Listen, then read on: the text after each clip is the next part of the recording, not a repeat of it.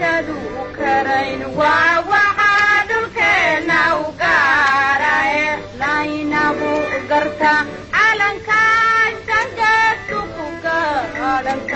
ووحدك نوكاري لاينبو قرتا بسم الله الحمد لله وحده والصلاة والسلام على من لا نبي بعد maanta barnaamijkeenan waa laba qormo ayaan ka soo hadlay waa kii saddexaad maanta kan marka wuxuu ku saabsan yahay arrintan macnaha aan ka hadlaya wuxuu ku saabsan yahay ummadan qowmiyadan Soomaalida ee dawladda deegaanka Soomaalida mustaqbalkeeda iyo sidii maarta horumar iyo barwaaqo ku gaari lahayd maxaa loo baahan yahay aqabadaha taagan ee waaweyn maxay yihiin oo sababtu ah maaragtay horumar la'aanta iyo dhibaatada jirta u sababta maxay yihiin arrimahaas ayaan doonayaa inaan ka hadlo mana aha yaani arrimo dhammaystiran oo daraasaduhooda iyo wixii la soo wada dhameeyay ma aha laakiin ujeedadaydu waxa weeyaan in aan dadka kalena ku baraarujiyo mutacallimiinta iyo waxgaradka kale aan ku baraarujiyo macnaha in la hadlo dhibaatadana haysata laga hadla la wada hadla la tashada daraasada la sameeyo la baraarugo ayay ujeedadaydu tahay sida intii olay daawatay hore waxaan ugu soo hadlay arrimo yaani hore dhaca ku saabsan iyo waxaan aad ugu soo hadlay xagga structure-ka iyo qaab dhismeedka yaani khaasatan gobolada iyo degmooyinka iyo qabaliyada sida ay u dhisan yihiin waxyaabahaas aan hore ugu soo hadlay waana sheegay markaas inay qodobo kale ay dhiman yihiin marka aniga kolay maartay 8 qodob ayaan dhibaatooyin waaweyn inay yihiin aan horena waan sheegay 8 qodob aan u sheegay marka 8 qodob qaar ka mid ah ayaan maanta ka hadli doonaa inta badan waxaan maartay maanta ka hadli doonaa arrimaha ku saabsan wax yar waxaan ka taaban doonaa horta taariikhdeena maxay tahay annaga taariikh ahaan taariikhdeena nafteeda saameyn ma nagu yeelatay wax saameyn oo nagu leedahay ma jirtaa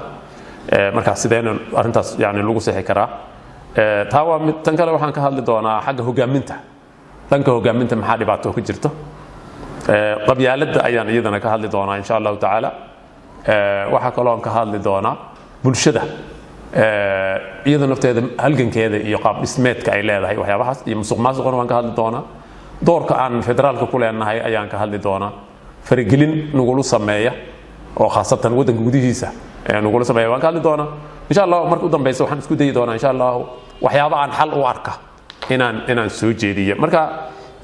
horeysa waxaan ku bilaabi doonaa taariikh ahaan si gaaban taariikhda yaani Soomaalida kama hadli karo waqti badanna saas uma aanan gelinin laakiin wax kooban ayaan ka sheegi rabaa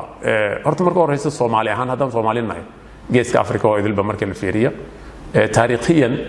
waxaan nahay ummad qowmiyad ku dhisan dhaqan qabiil ayaan nahay oo qabiil macnaha ku soo dhisnaan jirtay arinta ayada marka mid aan anaga kali ku nahay ma aha ummadaha oo dhan qabiilkaas waa la soo maray tawa mid kale waqtiga dhawaa taariikhdeena dhaw marka la fiiriyo burburki siyaasadeed waxaan soo maray siyaasadeed mid dhaqaale mid dhaqan ayaan soo maray marka taas geeska Afrika oo idilba markii ama Soomaalida weyneed oo dawladda ahaydba marka taasna dawladda deegaanka Soomaalida saameyn weyn ayay ku lahayd tan kale waqtigii hadda EPRDF ay wadanka qabsatay ururo badan iyo jabhada ayaa oo fara badan baa sameysmay marka halgankii taariikhiga ah oo socday ayaa xoogaha yara maartii ka lumay jawiga dhan baa lumay taasna idan dhibaato kale inay ahayd baan aaminsanahay waxa kaloo jirta oo xaqiiqo ayadana Soomaalida oo in badan u aragta in qowmiyadaha kale ee Itoobiya ay wada neceb yihiin iyo waliba qowmiyadaha kale ee Itoobiya oo la moodo in ay ayagana Soomaalida dhan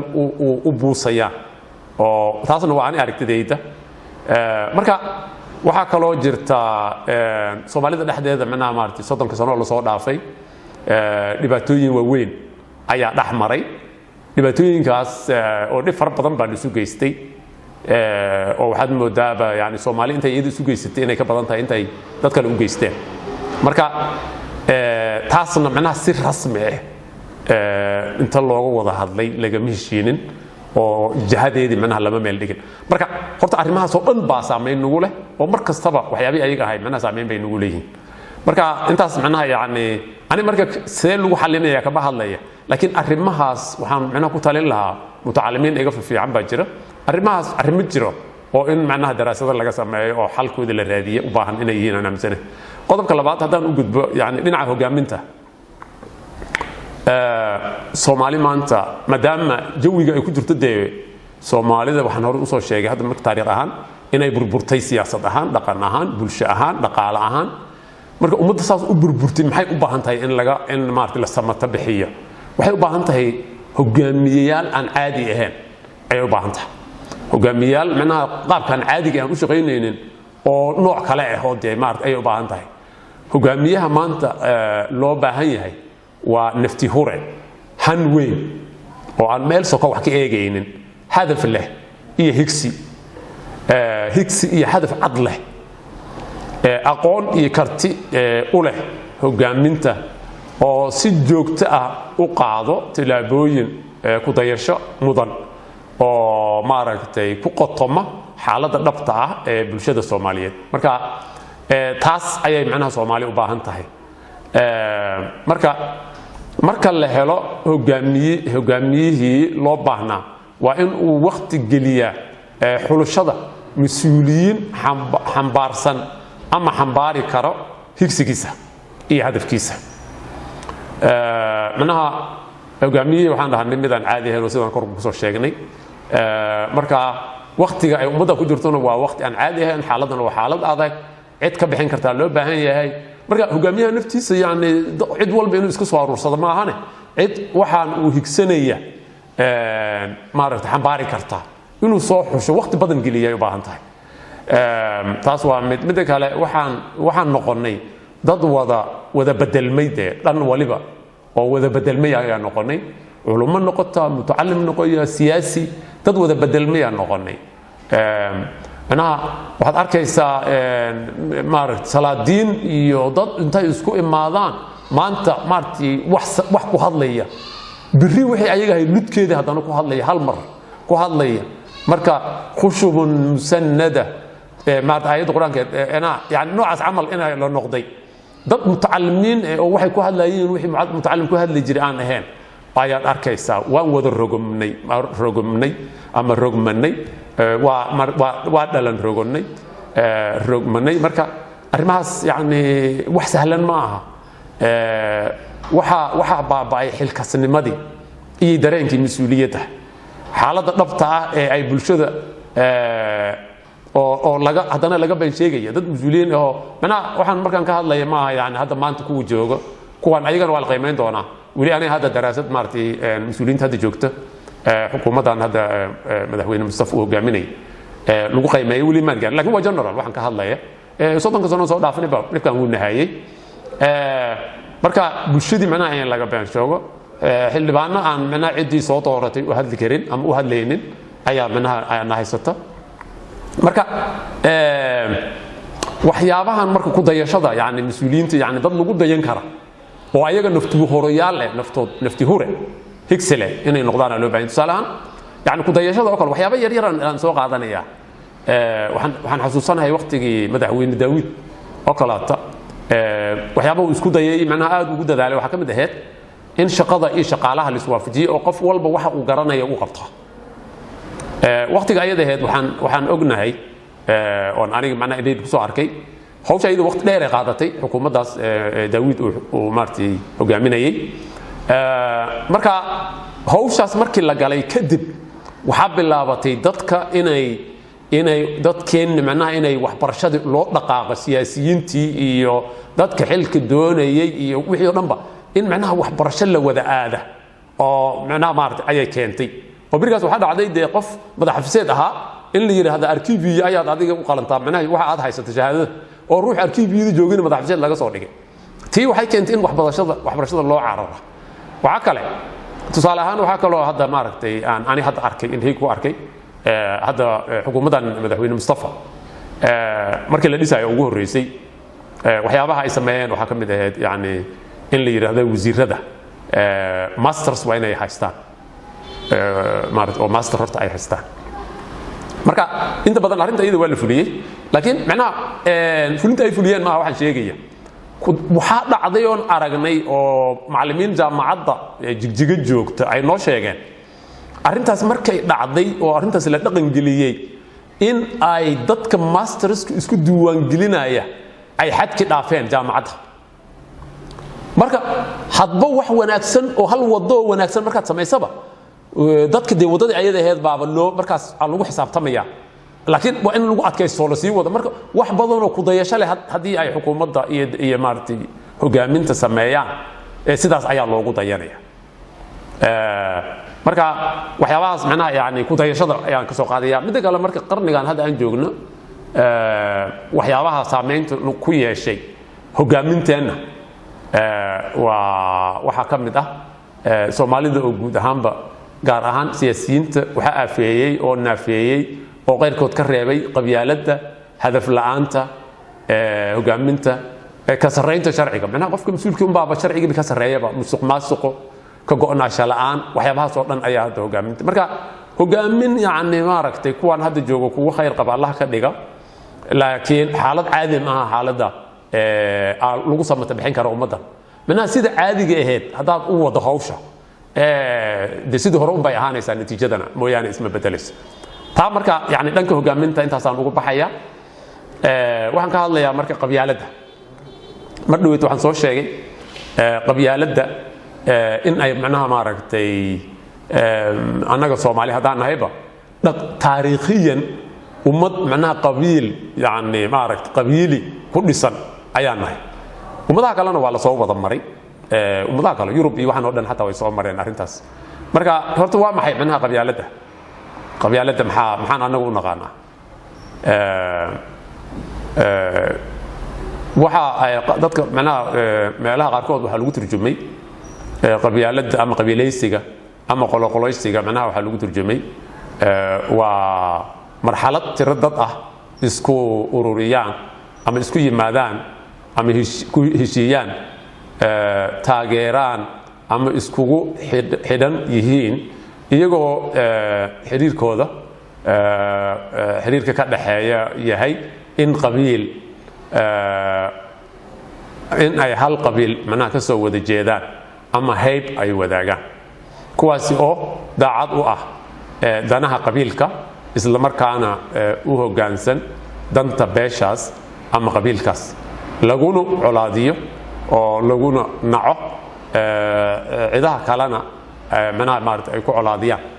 okay mabdi'iyan marka mabdi'iyan qabyaaladdu waa in kan aad isxigtaan ama aad maartay heebta wadaagtaan gar iyo gardarraba loo hiiliyo dulmigana lagu taageero marka waa taas weeyaan macnaha qabyaaladda markii la fiiriyo marka dabeecadaha xunxun ay leedahay waxa weeyaan waxyaabaha xunxun oo dabeecadaha xunxun ay sii leedahay qabyaaladda waxa ka mid ah oo sii baabi'inaya qiimo daradeeda dabeecadaha ay leedahay waxa ka mid ah meel kuma ekaata marka hore waxa laga yaabaa beel weyn in uu ka soo bilaabo qofka qabyaaladiistaha beel weyn inuu sheego oo yiraahdo anaga hadaan nahay reehbel beel weyn tahay hadaan nahay inuu bilaabo laakiin marka u dambayso waxaad arki doontaa macnaha asaga iyo inta soo jaraan jara hoos u degay ilaa qoys hoose uu ka taga waa dabeecad caadi ah cid macnaha qabyaalad wax ku bilowday oo arintaas ka badbaaday malaha marka dabeecad xun ay haday meesha weyneed ku ekaan leed xataa wax un bay reebi leed waxbay hambayn leed marka taas dabeecadaha xun oo leedahay ayay ka mid tahay marka waxyaabaha kale oo qabyaaladda aan kaga hadlayo waxa weeyaan qabyaaladda dawliga ah qabyaaladdan macnaha dhaqan ahaan Soomaalida qabyaaladdu ku soo shaqeyn jirtay oo dhaqan ay buu ahaydba marka qabyaaladdaas waxay ahayd hadba qabiilku ugu cudud weyn ayaa maartay daaqii iyo biyihii iyo waxyaabahan asaga ayaa awood u yeelanay waxa kale oo la sameyn jirayba yaani qabiilkii yar qabiilka kale ay ku tirsan jiray waa la sheeganaya qabiilka kale la sheeganaya oo waa la isbahaysan jiray iyo qaabkaas ah marka qabyaaladda qaabkaas ay macnaha ku salaysneed marka yaani ilaa ay xad macnaha marka yaani qabaa'ilka balansigooda ayaa is ilaalin jirayo hadii wax la sugeystana wax kooban oo yaani ayay ahaan jirtay awoodana de waxaan la yiraahdaa deterrent ayaan qabiilku weyn macnaha ixtiraamkiisu uu yeelanaya wixiisa lama faragelinaya waxyaabo noocaas ah lagu wada noolaa laakiin waxa hadda dhibaatada qabyaalada haddana ay isu sii bedeshay waxa weeyaan markay macnaha qabyaalada ay dawladda gasho oo la siyaasadeeyo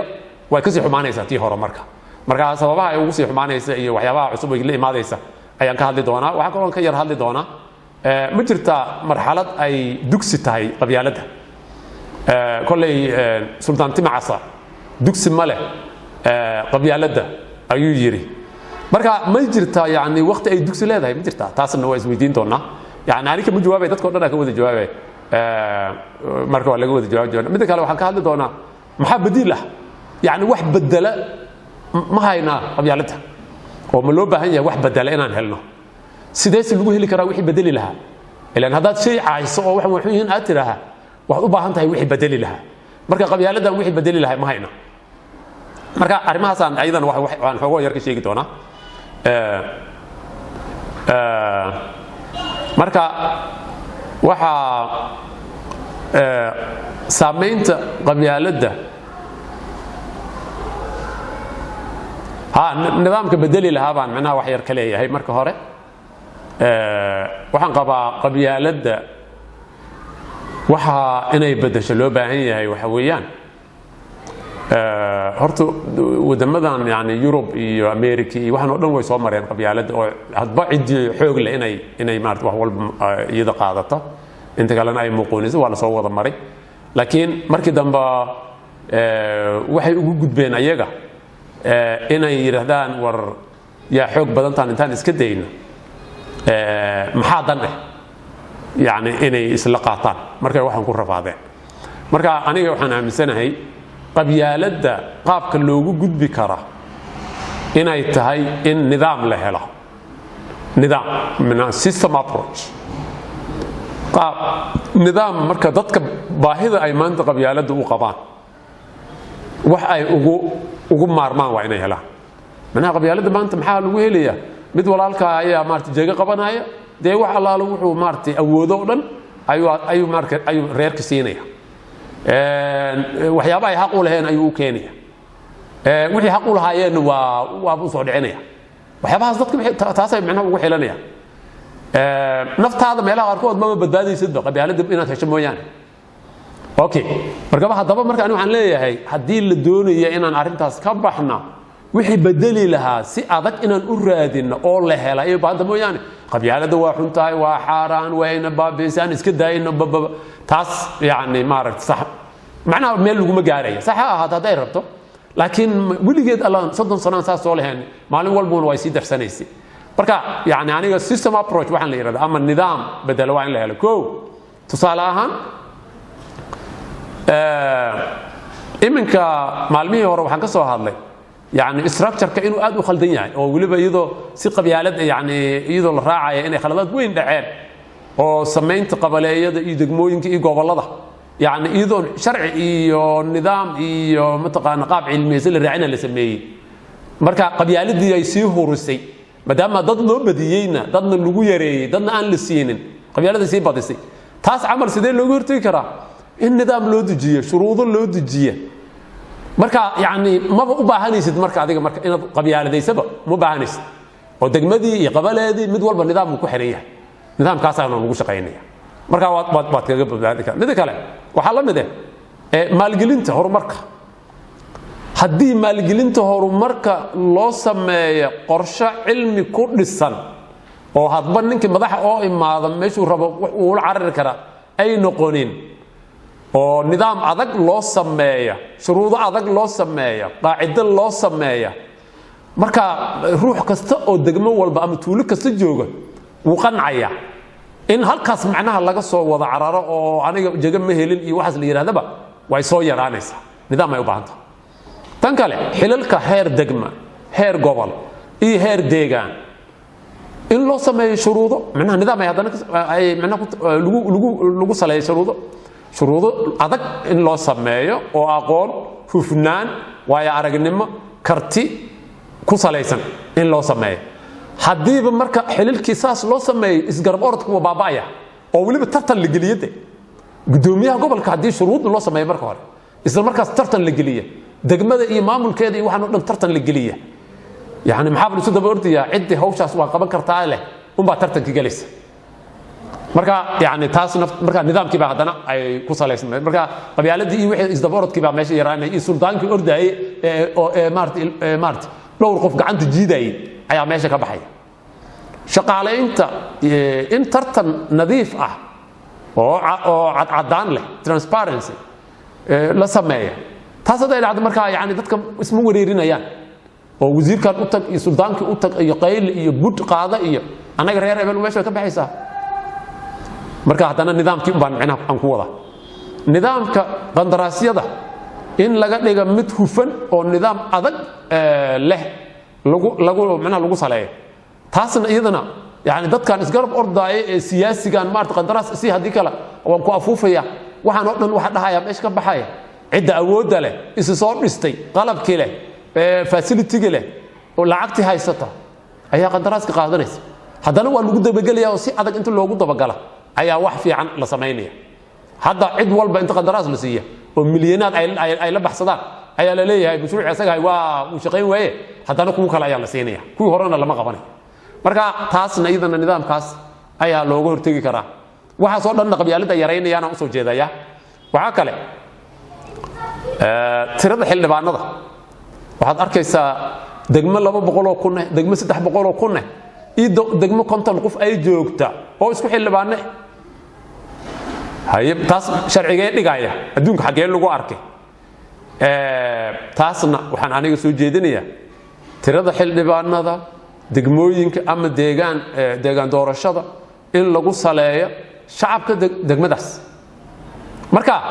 yani wareerkan iyo suldaan qaylinay odayaal iyo waxaan oo dhanba meesha way ka baxayeen baarlamaanka naftiisa khalkhal buu geliyay maalin weyn xataa khalkhal ayuu maalin hore waqtiga cabdi markii la soo yara dhaafay marka yani taas nafteeda waxay dijinaysaa dadkii jigijigo la soo wada aaday marka garsoorka oo awoodiisa la siiya oo madax banaani la siiya lana tayeeyana qabyaalada wax weyn bay ka geysan kartaa oo way yareynaysaa qabyaaladaas waa looga maarmaya dhinaca kale madhow waxaan soo yar qaaday qabyaalada siyaasadaysan ama dowladda gashay dhibaatooyinka ay leedahay qabyaalada beriga hore qabaa'ilka ama awooddeedaasineed ama way isku dhadhoweed oo macnaha maaragtay iskuma dhiiranaynin laakiin markay meesha dowlad soo gasha dowladdu waa wax awood badan marka dowladan oo dee awooddeeda ay aad u ballaaran tahay oo qabyaalad ku shaqaynaysa marka waxay reebaysa malaha yani qaabkii dhan oo loo deganaa qaabkii ay dadka awoodahooda ahaayeen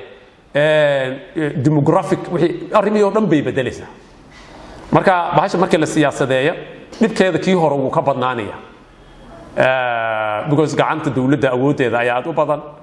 saameynteeda ayaa aad u badan way dhalan rogaysaa qaabkii ay ummadaha u wada noolaayeen marka qabyaalada dowladda iyo gasha ee siyaasadaysan waa mid hadda ay Soomaali ay tilaabo ka qaadi laadahay beriga hore ummadu way dhaqneen iyadoo qabyaaladna ay jirto oo qabiil lagu dhisan yahay laakiin hadda waa tan tilaabo la gidin laayay marka intaas markaan taa ka iraada yani markaan haddaan marka soo yar gunaanudo qodobkan yani guud ahaanba qabyaaladan haba lagu kala horeeyo ummadihii hore Yurubta iyo Ameerika iyo meelaha noo idil mana qabyaalada waa la soo maray oo waxa la soo maray waqti hadba cidda awoodda badan ay maaragtay wax walba ay maamuleysay ayna muquuninaysay oo waana islaan jiray markaas dhiig unba mar walba quban jiray marka yani muddo badan kadib yani khaasatan reer galbeedka waxay yiraahdeen war sidan dow ma hadanna ma aha maxaa la sameeyaa marka fikradahan cusub maaragtay maxaa dan ah dhahaya ayaa imaaday marka yani guud ahaan horta annaga kaligiin maahan dunida oo idil ayaa waxaan soo martay markii dambana waxa la yiri yani maxaa dan hal la fiiriyo doorashooyin wax la yiraahdo hal la galo dadka waxa ay isku raacaan maaragtay ha noqoto waxa la qaadanayo awoodana markaas yani waxa shacabka ayaa yeeshay markaas sinaan iyo xuquuq iyo wadaniyad iyo arrimo noocaas camal ayaa maartay meesha la keenay khaasatanna waxay ku qotomeen يعني شخصية dantiisa in la fiiriya ya dawladda waxay noqotay mid u adeegaysa muwaadinka marka haday u adeegaysana de doorasho ayuu ku ridaya nidaamkaas ay macna isla qaateen marka waxa saddex shay ugu muhiimsan bay yiraahdaan gundhiga macna waxa uu ah sinaan iyo dimuqraadiyadaas oo doorasho iyo dadka ay siman yihiin cod ay tahay wax lagu muquuninayo xabad aheed xurriyad oo la hadli kara sareynta sharciga oo asagana macna ka sareeya cid walba oo haduu madaxweyne yahay haduu ruux kale yahay yani sharciga ayaa ka sareeya macna waxyaabahaas ay isla garteen marka ra'yigana waxa lagu kala saaraya dadka waxay noqotay in la soo bandhigo iyadoo xurriyada la adeegsanaya marka horta arrimaha anaga naga qasan hadda oo wili yani aan noo hirgelin waa kuwaasoo sinaantii ma naqaana dad baa anaga hadda Soomaaliyeedana mana beelaha qaarkoodaaba waxa laga yaabaa inay isla weeyeen ayaga oo anaga maartay ay leeyihiin dimuqraadiyadii macna sidii yani dimuqraadiyada loo fulin lahaa Soomaali kale ma aha yani Afrika oo idil waaysataa xurriyadii codka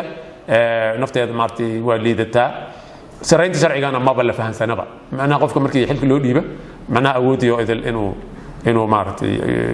wuxuu rabo ku sameeyo ayaa maartay u sameeynaya marka sida darteed marka hawsha loo taala hawl badan weeyaan oo macnaheedu waxa weeyaan war hadaan qabiil macnaha yani qabiili ahayn marka hore oo cid awood leh iyo cidii markaas ku soo tiirsata ay wax walba muqoonin jirtay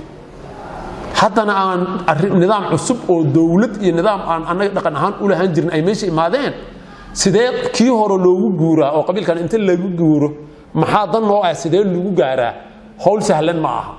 si qoto dheer in loo baara hogaamin ay ka go'on tahay dad macnaha badan oo ka go'on tahay koox dhan oo arinta iyada ka go'on tahay ayay u baahan tahay oo waliba in loo dhabar adeega ayay u baahan tahay oo yani waa laga hor imaanaya dadka kula qaadanaya ma badna dhib fara badan baa lagu geysanayaa marka arintaas marka aniga macnaha qodobadaas in la sameeyo marka yani wada hadal badan iyo daraasado badan iyo dad ay ka go'on tahay khaasatan hogaaminta waxa hawsha u taala hawl sahlan inay ahayn waa inay maartay ay fahmaan oo taasna ay ku tiragalaan qodobkaas marka halkaas aan ugu baxaya